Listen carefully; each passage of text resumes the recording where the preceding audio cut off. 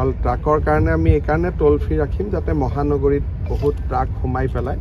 মহানগৰীৰ পৰিৱেশটো বেয়া নকৰে সেইকাৰণে ট্ৰাকটো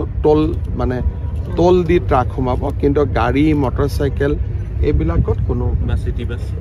চিটি বাছতো টোল নালাগে কিন্তু যদি নাইট ছুপাৰ আহে তে লাগিব মানে যিখিনি সৰ্বসাধাৰণ মানুহ অহা যোৱা কৰে তাতে টোল নালাগে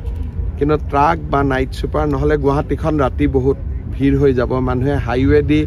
নগৈ চবেই এইফালে সোমাই দিব কাৰণ আমি হাইৱেটো চলাই ৰাখিব লাগিব গতিকে সকলোৱে ভাবিব যে এইফালে ওলাই যাওঁ সেইকাৰণে পাণবজাৰ ফাঁচী বজাৰ নতুন এটা যানজঁট হ'ব সেইকাৰণে ট্ৰাক বা নাইট ছুপাৰ এইবিলাকৰ ক্ষেত্ৰত আমাৰ টোল থাকিব কিন্তু বা আমাৰ নৰ্মেল বাছে হওক বা আমাৰ 4চকীয়া বাহন 2চকীয়া বাহন এইবিলাক বিনামূলীয়া এতিয়ালৈকে ঠিক কৰা নাই কিন্তু আমাৰ উদ্দেশ্যটো হ'ল তেওঁলোক যাতে নাহে আমি বস্তুটো অহাটো বন্ধ কৰিব খুজিছোঁ এনেই নহ'লে কি হ'ব গোটেই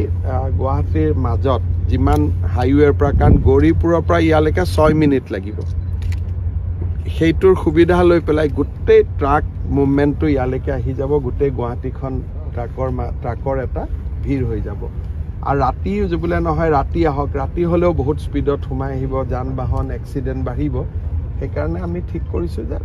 ট্ৰাকটো আমি সোমাবৰ কাৰণে এটা ফিজ কৰি দিম যাতে ফিজটো অলপ বেছিকৈ কৰি দিম যাতে তেওঁলোক আহিব নোৱাৰে